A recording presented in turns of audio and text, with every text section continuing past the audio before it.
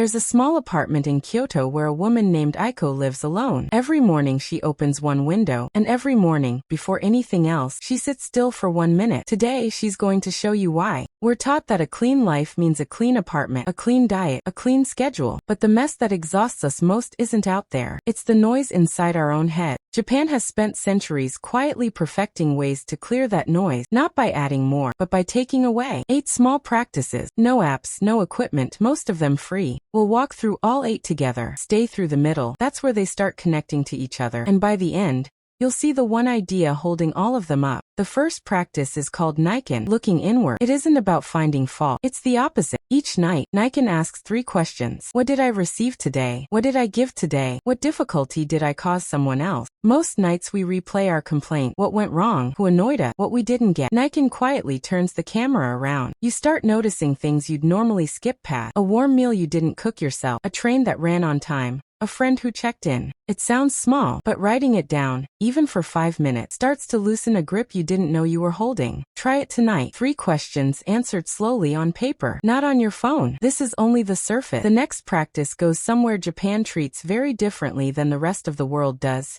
Empty space. And once you understand this next one, you'll never look at silence the same way again. The Japanese word is ma. It means the pause, the gap between 2 notes, the blank space in a room, the silence between words. In the West, we treat empty space as a problem to solve. A quiet moment, an empty wall, an empty afternoon. We rush to fill it. Ma treats emptiness as the point. A song needs its pauses. A room needs its bare wall. Without space, nothing has room to mean anything. So here's a small experiment. Tomorrow, leave 10 minutes with nothing in them. No phone, no task, no plan. At first it will feel strange, almost itchy. That's normal. Stay with it anyway. A few minutes in, something shifts. The urge fades, and underneath it is a stillness you forgot you had access to. That gap becomes the quietest part of your whole day, and it cost you nothing. If that felt too abstract, the next one is something you can hold in your hands, and it works in under a minute. This one comes from an old Japanese hands-on practice called Jinshin Jutsu. The idea, each finger connects to a different feeling.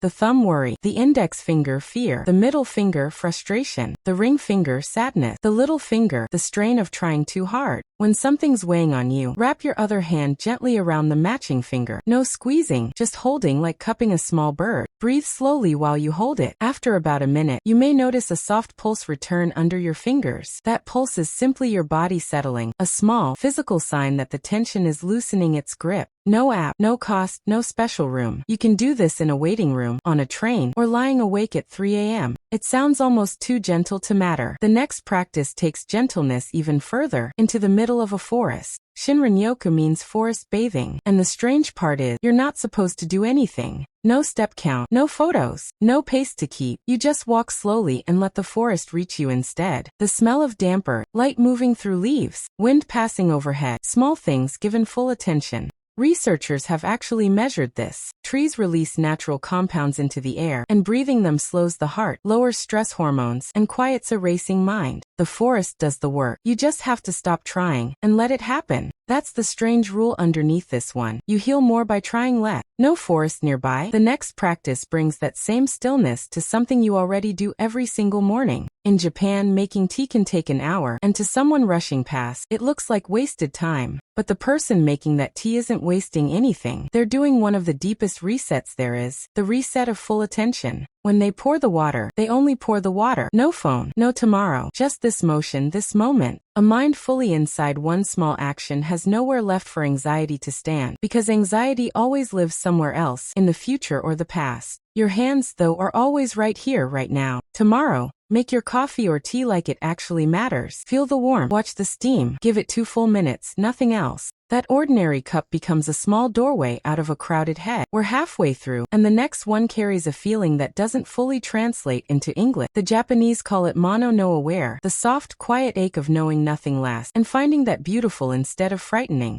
Cherry blossoms bloom for about a week, then they fall, and instead of mourning that, people gather beneath the trees to celebrate it. The shortness is exactly what makes it precious. If it lasted forever, no one would stop to look. Turn that same lens on your own life. The hard season you're in right now, it will pass the same way the blossoms do. But so will the good moments. So hold them a little more gently, instead of gripping them, or worrying about when they'll end. Accepting that everything passes loosens the grip life has on you. And that loosening is the exact doorway into the next idea. This one is called wabi-sabi, finding real beauty in things that are not perfect. Most of us are waiting for a day when everything is finally fixed before we let ourselves feel calm. That day rarely comes. There's always one more thing to improve, so the peace we're waiting for keeps getting pushed further away. Wabi-sabi says the crack isn't something to hide. In Japan, broken bowls are often repaired with real gold. In an art called kintsugi, the bowl becomes more valuable broken and repaired than it ever was whole. Your own mistakes and scars work the same way. They're not flaws to erase. They're simply the lines that make you who you are. Once you're at peace with your imperfections, you're ready for the last practice, the one that turns all this calm into a daily habit. The last one is kaizen, improvement through tiny steps, and it's the gentlest way to build a habit that actually sticks. Most people try to change everything at once: new routine, new diet, new mindset, all starting Monday. By Friday they're exhausted and they quit. Kaizen throws that out. Instead,